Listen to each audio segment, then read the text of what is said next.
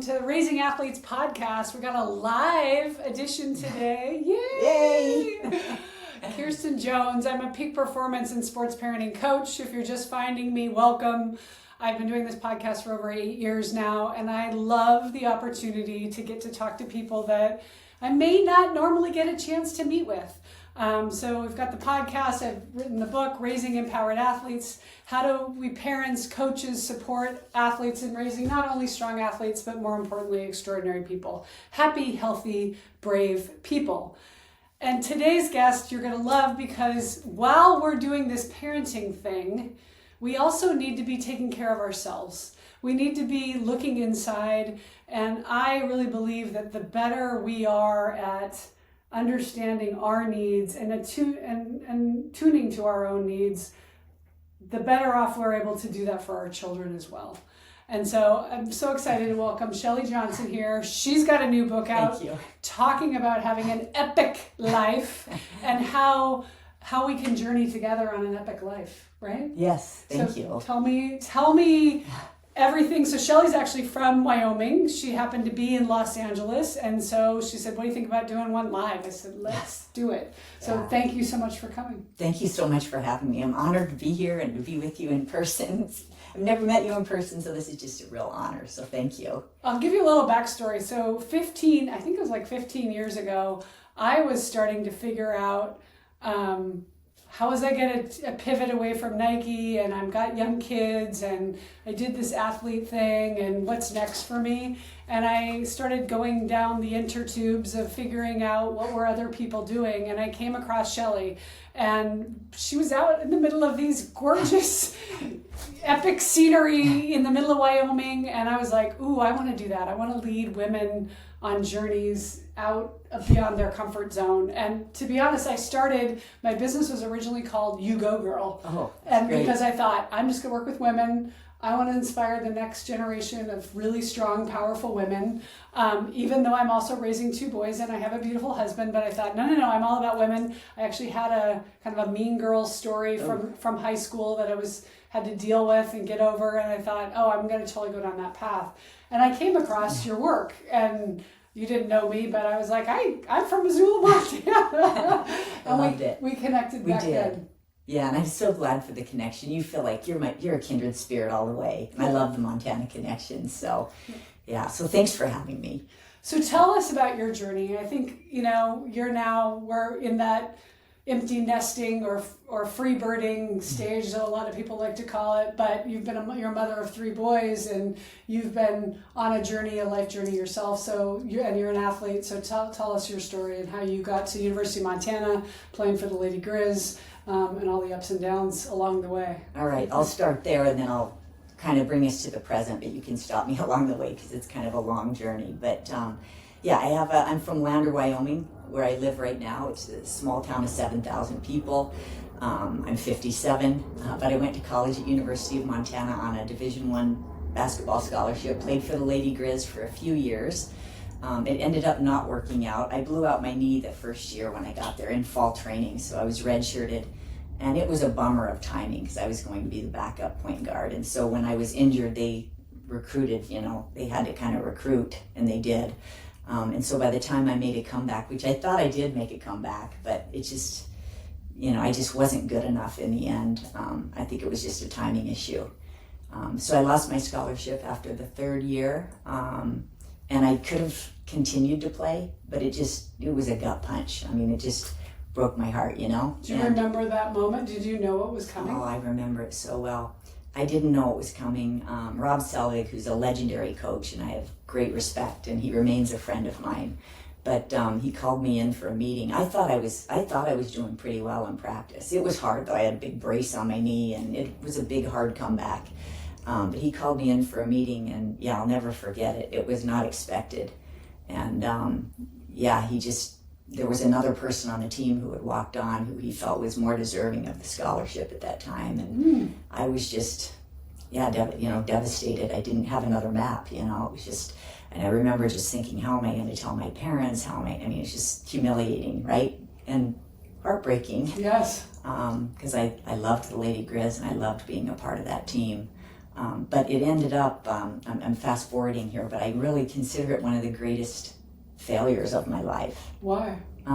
Because of what I made of it. I mean, seriously, I started hiking, so I was lonely. I was a long ways from home, 11-hour drive from home. All my friends were on the team, so all of a sudden I had all this time and nobody. I was really lonely. And I started hiking, the M, we had done it for the training, so I started hiking that, and I started spending a lot of time alone. In the beginning it was loneliness, and it wasn't by design. But over time I found it to be restorative, and I actually looked forward to my time alone hiking because I would reflect on my life. And the other thing that happened, so I started hiking, I started spending time alone, and I started reading. So even though I was a journalism major, I was not a reader. I read when I had to. Mm-hmm. And the advisor for my journalism program at the time he knew I was disappointed. He knew that I was heartbroken from losing my scholarship. And he recommended that I read Man's Search for Meaning by Viktor Frankl. Mm-hmm. And I read that, and it was difference making, because I remember thinking what I got out of the book at the time was that I could choose my existence, that I didn't have to be a victim, that I could choose my existence. And if I would choose my mindset, I could choose my existence. And so I ended up I'm a voracious reader, and books are a tremendous source of inspiration for me. And I always go back to Viktor Frankl's words, mm-hmm. We can choose our response. Mm-hmm. And so those three things, hiking, solitude, and reading, are like staples of my work and my life. They're the most important staples in my work and my life. And I just don't think I would have found all three of them. Yeah. Yeah. We talk about it a lot, but sometimes the hardest lessons that we have to learn become the greatest gifts. Yes. And then as parents, as we're parenting through those hard lessons, right? And I think we're in a much, while we have more resources at our tips, I think it actually is harder for our generation as parents because we know too much. Yes. Because we're so tethered to them and we have too much information. Whereas our parents, when you were across the country and you flunked the final, or he broke up with you, or you didn't get a play, or you got hurt, you call that one day a week, if at all, yes. to check in. And now we know within moments, yes. kind of live tweeting everything that's going on. Yeah, it's so true. Such a different time right now. Yeah, for sure. But I do view that as because I don't know if you want to know the rest of the journey, but yeah. that was significant. I would love to hear. So we'll skip ahead. Anything else you'd like to hear about we'll come back. But this book, Breathtaking, which we're going to get into, a field guide to living your epic life, which is amazing and everybody should read. Thank you. You just mentioned that you reached back out 7 years after getting cut. Yes. And talk to that coach. And we were talking before we started recording about great leadership, mm-hmm. and what that looks like, and to have a coach that held you in such respect, yes. and did it in such a way, yes. that it inspired you. It did inspire me, and I think Rob Selvig, he continues to inspire me. And so when I first wrote the story, it was called My Most Spectacular Failure is what I called it. Okay. And, it takes years to learn these things and to look back and connect all the dots. So it took a while. And I was hired with my current company, I was hired to do a leadership development session for the YMCA leaders of Missoula. Mm-hmm. And it was going to be the first time, this was maybe 2014 or something, so 12 years ago. So it was the first time I would return to Missoula. And I loved Missoula. I came of age there. I married my husband. I got my journalism degree. I really came of age there. And that, when I was hired to go back, it just brought all of that back up to me. Mm. And that's the first time I sort of reckoned with what I considered to be kind of an embarrassing, humiliating failure, Mm. And that's when I was able to connect the dots and be so grateful, because hiking is my biggest passion. It's part of my work. Viktor Frank, all of that. And so I actually emailed Rob out of the blue, in 2013 or whenever that was. and I wanted to make sure I remembered everything correctly before I wrote about it. And he just so appreciated that, first of all. And he said, yeah, we wanted you to stay on the team, and I'm so sorry that it didn't work out. But yes, you're remembering correctly, because I just kind of wanted to check my facts, right? And then... Well, and again, it speaks to who he is as a person, that he also remembered. Yes. Right? Yes, and that he very thoughtful response. And I think I even had him read it, because I just wanted to make sure, it was such a hot time of high emotions for me. I wanted to make sure I was getting it right, because I do have great respect for him. Yeah. And then when I wrote the book, which came out end of last August, it's a story in there because I value failure, and I push it as a coach, as an executive coach. I'm always about daring to fail and mining people's failures, and we can talk about that in a minute if you'd like. But I sent Rob a book, and I just sent a card just saying, I wrote about it here, and I just want you to know, I hope you receive it as this was it ended up being a real positive thing for me. And he called me out of the blue like less than a week later. And I didn't get it. It was from Montana, and I didn't know who it was. But he left a wonderful message. And then I called him the next day, and we just had a phenomenal grown-up conversation, And it was beautiful that he called me. I thought it was just, and then so I don't know. And I just think he handled it with such grace. It wasn't an easy thing for him to have to do. But that's what we want our kids to get out of sport, right? Which is, I like to look at it as transformational coaching or transactional coaching. So good. And I played for a lot of transactional coaches, which is, I'm going to say when and why and how and what, and you're going to respond. Yeah. And they can get results, and they may win the state championship or get to the conference championship, and people go, ooh, they're great coaches. Yeah. But the ones that stay in your life, that... Mine was in my wedding. I still talk to her all the time because she saw me. Yes. She valued me, and it wasn't about how good I could hit a volleyball. Right. And for you also, like you knew, even though you weren't his star player. Right. And that's with youth sports. I really feel like what's changed now is we sign up, we pay our money, and we're, as parents, hopeful that our kid will learn some of these lessons. But you got a young coach. They say over 70% of youth sports coaches don't have any training themselves. Wow. So just because you played a sport doesn't make you a great coach. And now you got to deal with 15 players or whatever the sport is, and then 30 parents, right? Yes. And supposed to be able to handle relationships, handle communication, and then know the X's and O's on top of it. And that's a lot. Oh, it's so much. And he's a great example, right? Yeah. And I've shared about this story with my kids. I remember they were all in sports, my 3 boys, when I was making that trip to Missoula in 2013, and it was all like a aha moment. And I shared it with them, and it felt so good to share it with them too, because they were on teams at the time, and I just remember it was like so powerful, my learning from it, what I made of it. And so I think it is what you make of it. And then the team was just recently inducted into the Hall of Fame, and you went back again. Yes, I went back in November, and I'll tell you what, that also was such a great gift, all the friends. So I just told Rob again, we sat together at the banquet, and I was just thanked him again for the friendship. Like, I got a lot out of it while I was on the team. Some of my fondest memories from college, and some of my, I met up with these, they were some of the most important women. They were like my first tribe, right? Yes. And it was like we hadn't missed a beat, and we've kind of rekindled some friendships that are just so meaningful. So the gift keeps on giving, even though it didn't work out as planned, right? Yes. Or it wasn't what I intended it to be, but that's I think part 2, when we're on the front of something, we look at it and go, oh, it's going to be, I'm going to win the title, and I'm going to be the starting point guard, and I'm going to have this. And when that doesn't happen, we see failure. Yes. Oh, no. That actually was the redirection that I needed in order to get to where I meant to be. Absolutely. Like I said, I just don't think I would. This is my second company. I've been finding my own way for 32 years. I only had 1 job out of college at the Missoulian, and after that I've been doing all my own thing. And I just don't think I would have.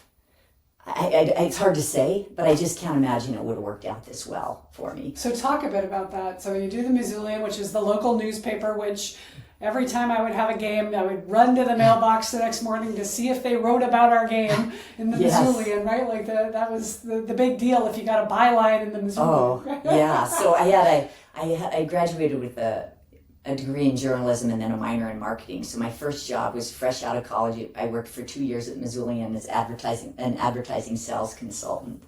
And it was phenomenal. It was a great experience. But I got kind of bored after the second year. I had beat a lot of the sales goals, and I had a great territory. It was like mostly men and plumbing businesses. It was out on Reserve Street, and it was like miles away from Missoula. And it was fantastic, but I just kind of grew kind of bored and wanted to cut my teeth on the journalism piece of it. So there was an opportunity in Winter, South Dakota, and I was This is pre-internet, so yes, how did you find I out was about publisher. that? So my dad had been a partner in this little. He's a newspaper person. Okay. Historically, and an entrepreneur, and he had a partnership in the Winter. It was called the Winter Advocate in Winter, South Dakota, and the paper was not doing well. And I wanted to cut my teeth on the journalism and business side of it. So I remember I wanted to know if I could do that, and I was freshly married to my husband Jerry, and I remember my dad was like, well. Because it's Winter, South Dakota, in the south central plains of South Dakota. No mountains, 4,000 people, agricultural community, and I loved Missoula. By then, I was into the outdoors, and I'll never. What did Jerry think about? Oh well, he was just so he has a teaching degree, but we had just gotten married. It was end of August. Okay. There weren't any teaching jobs, so he was working he was just looking for something. Okay. So we both just. My dad would almost even try to talk me out of it, because it's just like But we were like. No, I think I'm up for this. I'll never forget, because we left on Christmas and we were in a U-Haul truck, and when we left Missoula, a bald eagle kind of went right by us, and then when we drove several hours later, when we drove into Winter, South Dakota, a pheasant. It's the pheasant capital of the world. Oh, really? A pheasant, and I just thought, I'm trading eagles for pheasants. I mean, that's what I'm doing here. But it was the hardest 2 years. We were there for 2 years. Hardest 2 years. I would never want to do it over, but it was so informative. I was writing editorials and putting myself out there and running the business. Jerry was great. He was helping kind of run the business part of it. But it really was it really, it was baptism by fire, and I definitely cut my teeth on journalism. And so after 2 years, though, I was missing the mountains so bad. Jerry's from Omaha, but he was excited about our life, in Missoula when we first got married. So we were both ready to do something different. And I think I knew I always wanted to do my own thing. And Yellowstone was my favorite place in the world at the time. I grew up going there on weekends, and Jerry and I honeymooned there. And I just saw a need. You could pay $30 for a book about geysers, or $20 for a book about bears. And it was the year 1994, they were starting the wolf reintroduction year. Yes. And I just thought they needed a newspaper. You get the newspaper at the park entrance, but it's just informational, and it's quarterly, and it's mostly camping regulations. And so we started a little newspaper called Yellowstone Journal, and it was humble beginnings. So it was 1994, and Jerry and I had a 1980 Suburban. It's just a beater Suburban. And we put 60,000 miles on it that first spring, driving to Idaho, Wyoming, Montana, trying to sell advertising, in this little newspaper. And we generated only $18,000 that first year, and worked all the time. We were on the road all the time, just $18,000 in revenue. But in 1995, we kept hearing about the internet. And I wasn't tech savvy at the time, but thank God I was smart enough to go, this is going to be a big deal. This is going to help. Yeah. So I reserved the domain name YellowstonePark.com for $7. It was a defining moment. And we developed our first website. It was god awful, but it was late 1995. And we won a Yahoo Site of the Week, which at the time was a big deal. Yeah. And we generated more interest in our little newspaper within 24 hours of that honor than we had the 18 months prior. Oh, so that was the beginning of my love affair with technology. And we were just all in. So that was in Gardner, Montana, that we started the company. But we moved to Lander, my hometown, because my dad had a printing press, the newspaper, and we were printing it there. And Jerry got a teaching job, which he's in his 32nd year of teaching now. And How so many we moved subscribers to did you have? Oh gosh, at that Ish. time, not very many. Maybe like 5,000 or maybe 10,000 readers or something after the honor. Okay. And but I was in love with technology, because then all of a sudden, literally, we could promote the world's first national park to a global audience with zero resources out in the middle of nowhere. Right. And I added another magazine. We did interactive trip planners. I was all about it. We were just innovating. Did podcasts and videos, like in 2005 and 2006. But the big breakthrough was in 2005, we won the Webby Award for Best Tourism Site in the World, the People's Voice Award. And in 2007, we won the entire category. But when we went to New York City to accept the honor, it was like country bumpkins arriving. I'm not kidding you. Right? We met like Al Gore and Vince Cerf and Ariana Huffington and the founders of YouTube and Beastie Boys and David Bowie. I mean, it was like we had arrived. And then after that, in 2007, what I didn't mention is when we started the company in Gardner, Montana, Jerry and I were drinking, like in 1994, like April of 1994, we were in a motel and we were drinking cheap champagne out of those plastic glasses outside, looking at Electric Peak at the sunset. And it was the night before we were starting the business. And I remember laughing and saying, yeah, and then when we're successful, we'll replicate it to other national park wonders of the West. But it was it was a pipe dream. Yeah. But after the second Webby, we were profitable and award-winning, and it was like ready to go to the next level. But I had 2 toddlers and an infant, and I was working about 400 hours a week, or it felt like that. Yeah. And it just was not sustainable. And at that time, sorry, I'm rambling. No, this is good. So at that time, I read Good to Great by Jim Collins. And I remember like this so well. I was in my little Yellowstone Journal office on Main Street, and I finished the book and I closed it, and I tried to call Jim Collins, because I just thought maybe there's some like Good to Great consulting, or I need to figure out how I'm going to scale this business without working more hours, without sacrificing my personal values, because I had an infant. Literally, Finn was, 7 months old or something. So then I didn't get through to Jim Collins, no surprise. But his assistant said, well, you should talk to Bettina. She does a lot of Good to Great consulting and works with Jim Collins. So I had never heard of a coach other than an athletic coach. So that was the first time I had heard the term coach that wasn't a sports coach. And I hung up and I called Bettina. And we're dear friends now, but at the time, she was so generous. She gave me like an hour of her time, and she was asking me hard questions, but the right ones. Because I remember I hung up and I thought, that's what I need. Someone who's not in the business, who's not in my family, who's not a friend, who's going to hold my feet to the fire. So I hired her for a year, and I had a couple calls every month with her. And then she really helped me so much. I remember at the time I was desperate, and I was like, just tell me what to do. She was like, no, that's consulting. And she's like, you have the answers in you, and I'm going to help you find, which was way more powerful in the end, right? And then 2008, so almost a year later, we sold the company to Active Interest Media, and they owned Backpacker, Yoga Journal, Climbing, a bunch of lifestyle magazines at the time. Amazing. And it was a great fit because I had been reading Backpacker for 25 years. We didn't really set out to sell, right? I was kind of looking for a strategic partner. Okay. But they bought the business, and as part of the deal, I had to stay on for 2 years as a consultant, and I was able to replicate the model to Grand Canyon, Yosemite, Rocky Mountain, and Zion. So I was able to realize that pipe dream. Yes. Yes. And so that was a 17-year journey. 15 years before we sold it, but and then of course the All right, next well, we're going to chapter skip way ahead, and talk about kind of your journey with motherhood, and then how do we get to this book too? Okay, so let's see. Well, after the sale of the company, you'd think that would have been a time of celebration. We had I had the healthy sons, a loving husband. We had just sold the company. We started from scratch to a company I respected. We had financial security, and I had time I could take, to figure out what I wanted to do next. But during some time alone, this was, after the sale, so late 2008, I was probably 40 years old. I realized that there were all kinds of alarms going off. Like I was, almost 40 pounds overweight. I was eating terribly, sleeping terribly. I was sedentary. People don't believe it, but for a few years there, I was sedentary. and I was drinking wine on too many weeknights. It just was a slippery slope, you know, and I fell into kind of a depression actually, and it was so confusing because I had all these things to celebrate.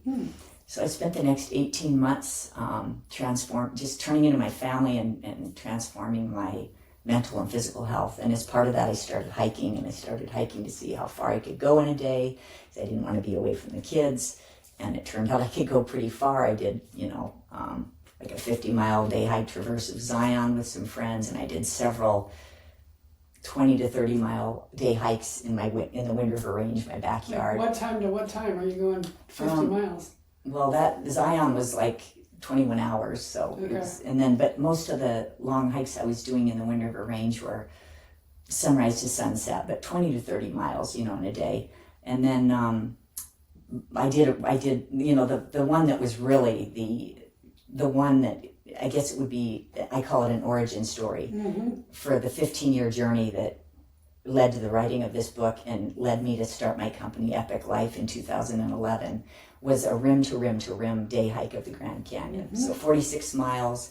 I did it with John Dorn. He was editor of Backpacker at the time, and we had become fast friends after we sold the company, and we had shared that a bucket list would be like to do a rim to rim in a day.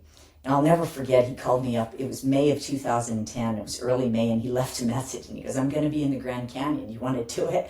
And I kept that. I still have that message. I'm like, yeah, I'll do it. And then I got there, and we didn't start till 2 p.m., which wasn't great for North me rim because or south rim? We went from south to north to south. Okay. And boy, I thought it was going to be a physical, challenge. It was like I wanted to see if I could go farther than I thought I could. And it was physical, make no mistake, but I had completely blister damaged feet by mile 9. Oh. And it was like, yeah, it was, and I had, Because have you been training at all? I had been training, yeah, and it was there's no explanation for the blisters other than we left, at 2 p.m. and it was 120 down in the canyon, and it was all that sliding down. I mean, I just don't know, but it was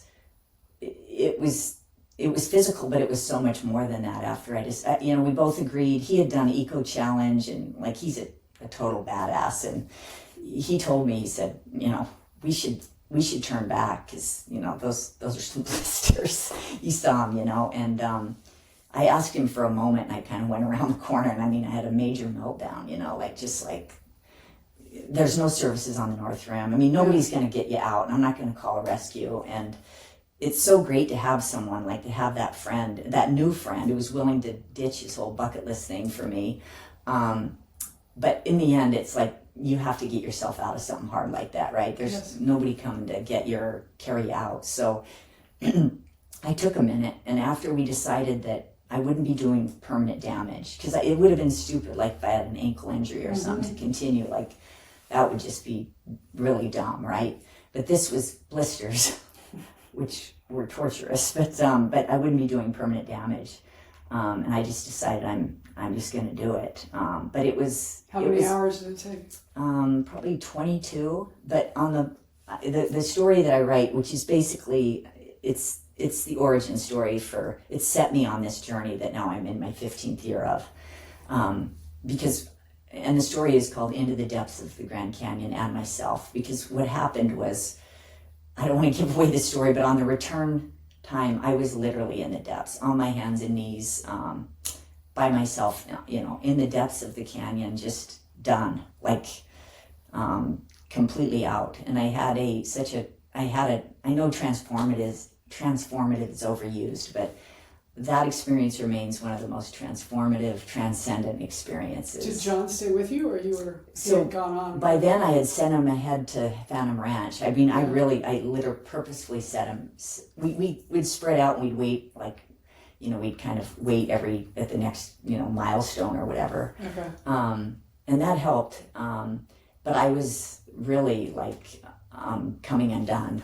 And so I just said, meet me at Phantom Ranch, at sunrise or something. And I sent him ahead, and it was just unbelievable. But I had something happen there that was, I don't want to give it away, but it was difference making. And by the time and I enjoyed it, even after all of that, I don't view it as a bad experience. It was, and I guess to make a long story short, I had met parts of myself that I just had never met before, and I wanted more of that. It was like, wow, there's like this whole other part of me, these parts of me. And so I was just hooked after that. And I think that was really the original.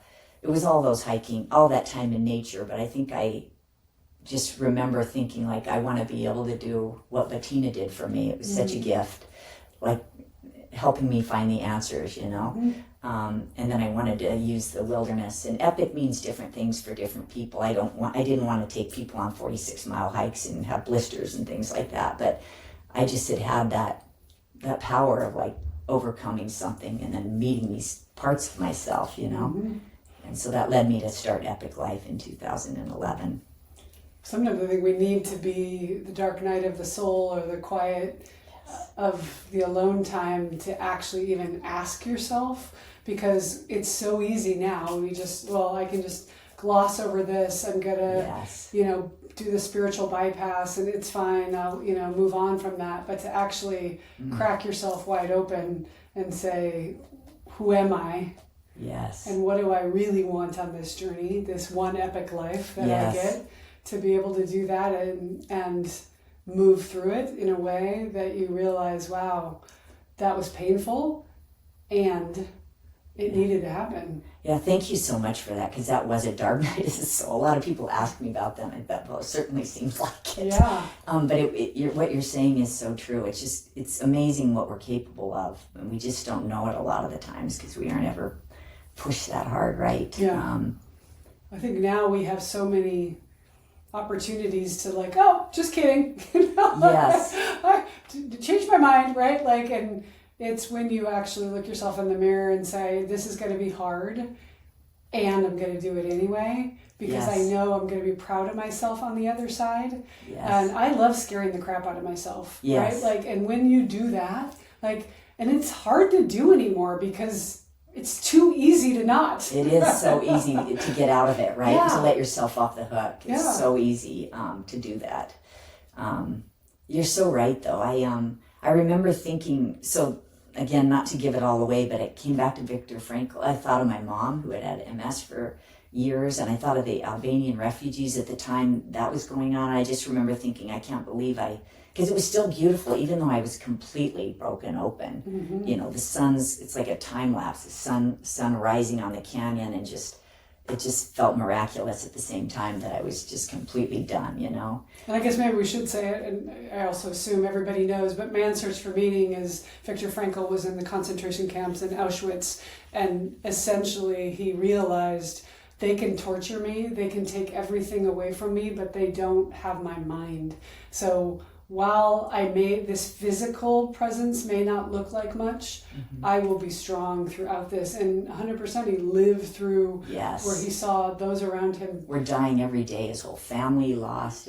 Everybody he lost, yet he came out in a stronger place than when he went in, he said. Yes, and to me it still is so inspiring. Yeah. The 3 years of severe camps he survived because he could choose his response, right? Yeah. We don't always get to choose what happens to us, but we get to choose how we respond to it. Absolutely, yes. Yes, and so what I did at the end of that, I thought of my mom, I thought of all the people who couldn't do it. Your mom's had some health issues? Yes, she had MS at the time it was like 35 years or something. And amazing, still had all of her abilities, but still I thought of her. She helped get me out of the depths for sure. She's always been joyful despite the chronic pain she's lived with.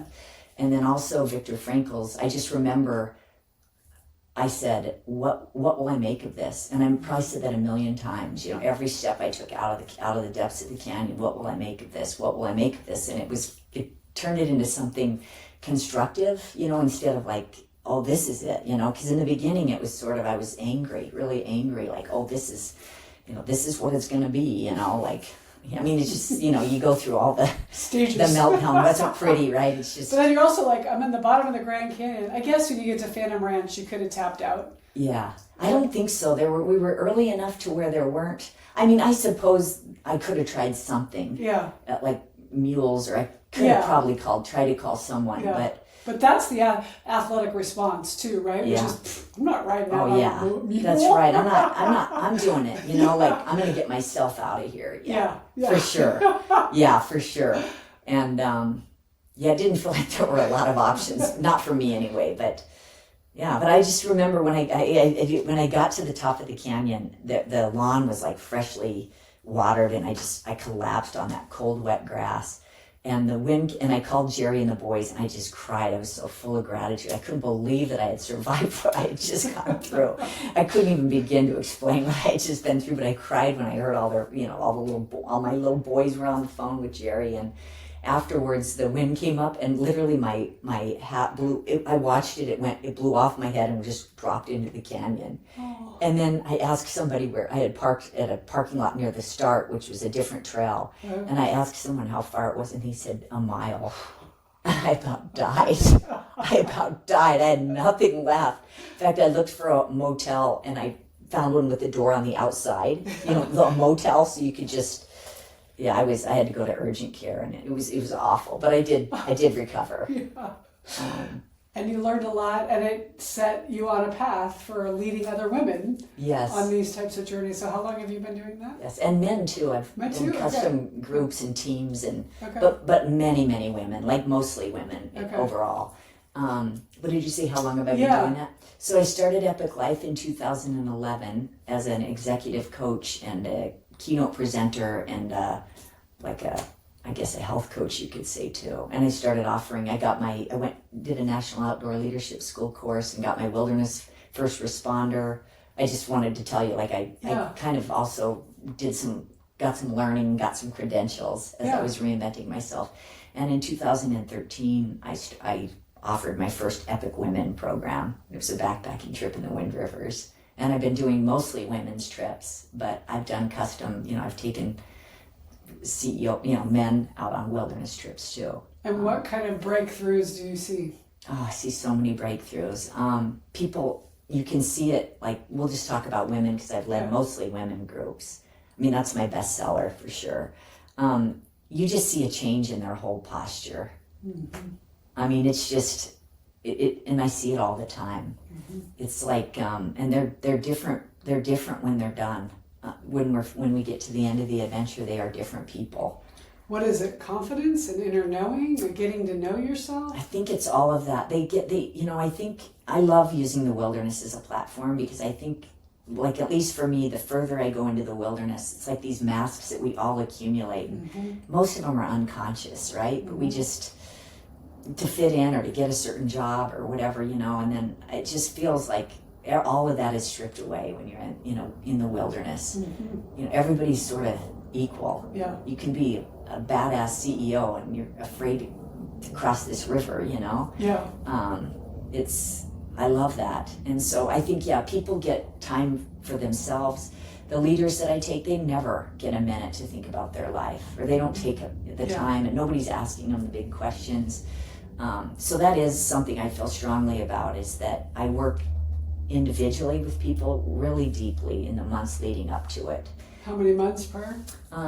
Minimum 3 months, but sometimes 6 months to a year. Mm. But I chose that because they get more out of the experience. Because when someone shows up, especially a woman who's a mother and a wife and maybe a C-suite leader, everyone's needs. They put everyone's needs, they plan everything for everyone. They put everyone's needs ahead of theirs. Mm-hmm. And this, it's like, I do all the planning and logistics. Literally, they don't have to plan anything. And then, that right there makes them work it all. I know, it's unbelievable. That's a big benefit. Yeah. They don't have to, everything's handled, you know? Yeah. For once. Yes. And then, but I think the fact that they get to really think about their life when they show up in Zion or wherever we're doing the adventure, they just get so much more out of it because they've been really thoughtful. They've looked at their life and they've thought about the people in their life and what's needed, what's missing, what's going great. And whenever I need to change my password for a login, for the longest time that my habit is whatever my next adventure is, Yes. it's become... Oh, that's so great. Yeah, because I love a goal. Yes. I love I was running marathons for a while, so it was like San Francisco 2007, or That's we're so going great. to Hawaii, or I'm going to Vietnam, or whatever it is, but it makes me happy every time I log in. I'm like, oh, I've got that. And I love that. I think yes, the trips are always amazing, and it's all the investment that you make, the anticipation, and all the research, and I love that too. just as much as, and so I get to enjoy the trip twice, twice, right? yeah. You get to experience it twice. I am with you. I love that part of it. Yeah. I love that you do your password that way, though. I might steal that from you. That is so great. I love that. Yeah, it's fun too. And that's kind of, I think, where you and I connected, are so like-minded in that life is to be experienced. And that's what this book is about, is when we take risks, when we fall flat on our face, those are usually the moments For sure. that we get the learning that we really needed to put us on our path. And we get in this, no, gotta play safe. No, I don't want that. I don't want, and we can go very comfortably, numbly through. And it's when you somehow get the rug yanked out of you, from under you. Yes. And no, that's not what I wanted. That you kind of gotta look yourself in the mirror and say, okay, this is what's happened. I'm not in a prison. I'm still able-bodied. I'm, right. I have, I can go make this much money if I need it. I can travel anywhere I want. What can I do, and how can I reframe what I'm going through? Absolutely. I couldn't say it better. Yes. Yeah. This is so fun. Yeah. Well, thank you for asking all these great questions. And then I think that as a parent, I remember thinking that I want to be someone who's courageous. I want to model that. And so that now that my boys are older. How old are the boys? They are, my oldest son, Wolf, it's his birthday today. He's 26. Oh, happy birthday. Yes. Oh, thank Today you became a mother. Yes, I know. 26 years ago. So it's a real special day. Oh. And then Hayden is 24, and Finus, who we call Finn, is going to be 19 on April 19th. So also coming up. Yeah, all spring babies. Hayden's was March 15th. But okay. Yeah, and I just remember when I was pregnant with Wolf, just starting the parenting journey, that I wanted to be like a courageous mom, So that was good, because it just I want to do hard things, right? To model that, which comes with the failures and all of the, allowing. And then that's hard as a parent, right? Because we want to fix, we want to guide, we want to protect, we want to not have them go through the pain. But what we're really doing is removing agency. And it's such a hard thing to learn, even though we know it, right? As a parent, it's just a constant. I so appreciate how you put that. Do you know Jane Goodall's story about when she was a young girl? No. I love this story. I don't think I've I've told heard it again before, but she was Jane Goodall. Yeah. Bless her. She passed was it last year? Yeah, just the last few months, I think it was. She traveled something like, at 82, was traveling 360 days a year. Oh my God, it's right? amazing. Because she had such a purpose. Yes. Because she had a reason. She was so about the animals. She's like, I can't sit around. I must help the animals, right? Yeah, she was so driven about it. But she tells a story about growing up in England, and they had chickens.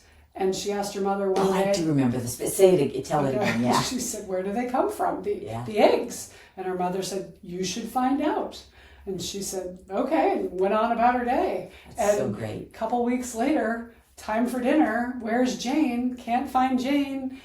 Yelling for Jane. Hours go by, no Jane. What a great story. And it wasn't she went through the dark night, and the next day pops out. Wow. It was hours later, I don't know exactly, but she figured it out. She came running out of the hen house, and I know where the eggs come from. Wow. And I love that story, because she was curious, but she says, I'm 100% certain I was willing to go to Africa by myself. Wow. Because my mom didn't, I'm calling the police, or I was worried sick and you scared me. She didn't react and punish me.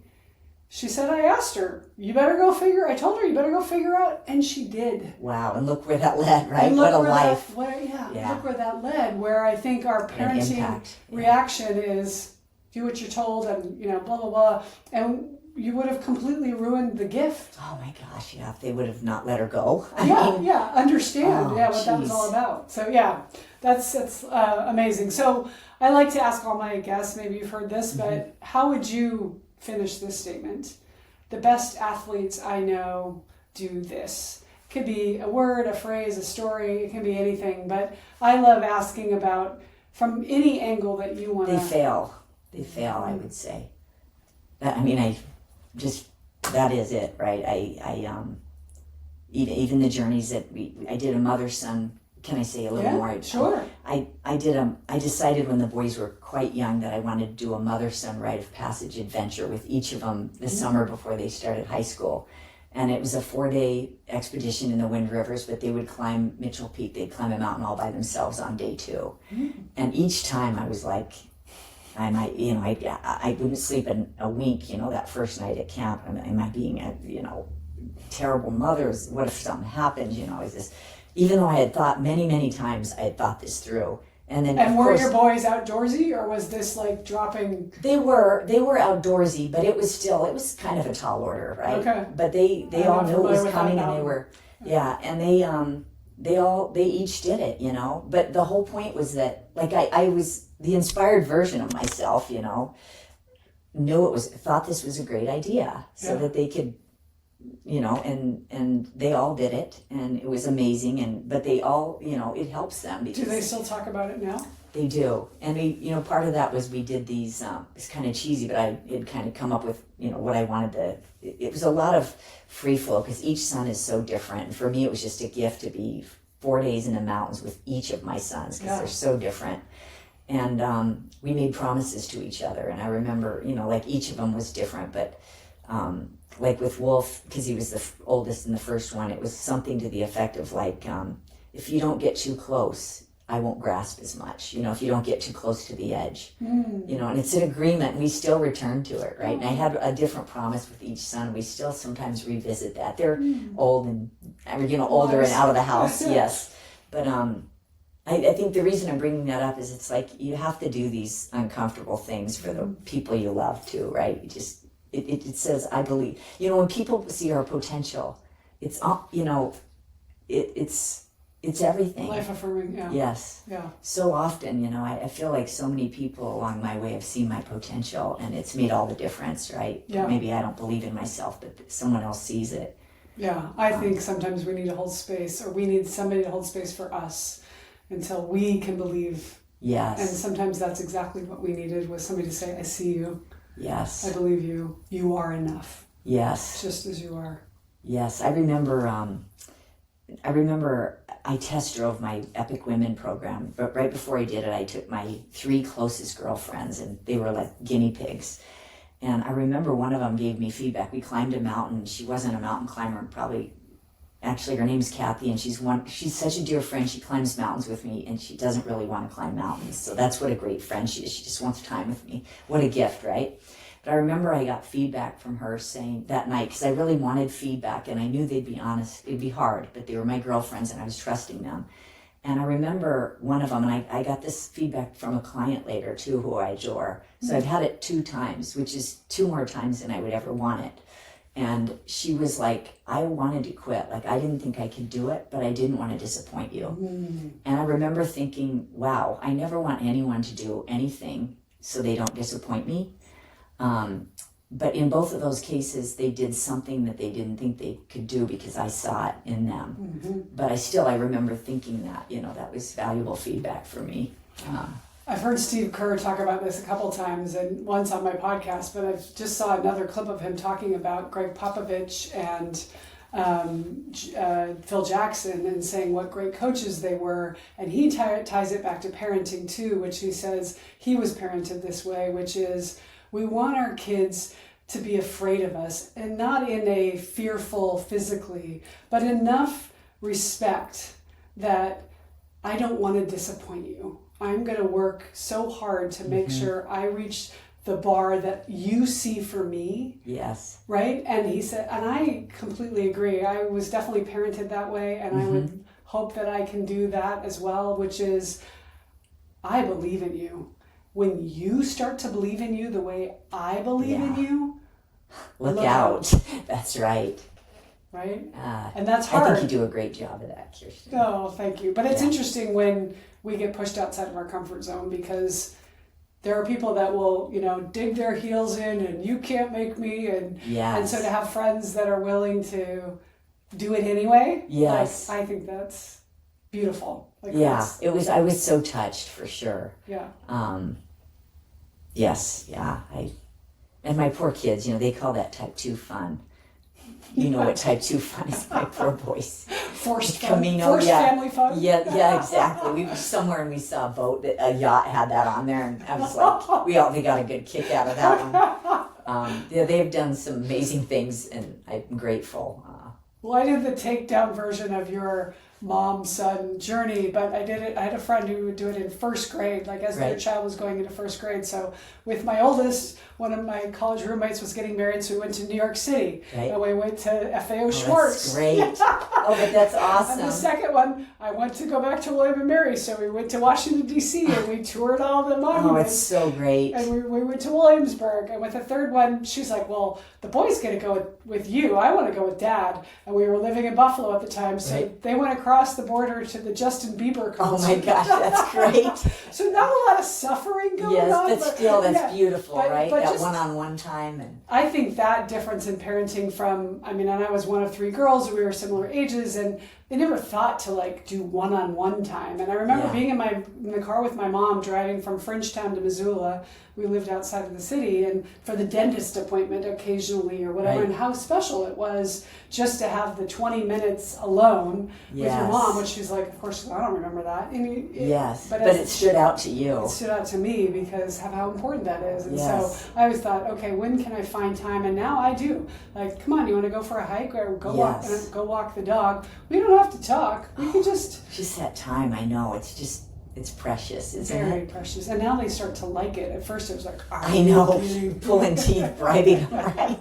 There's been a lot of bribing, yeah. In fact, the boys, food, I always joke, food's their love language. We had them do the Camino, and we do these Europe trips, but there's like fondue and pizzas. It's like you're doling out whatever you want. Yeah. Just keeping them fed. But that's...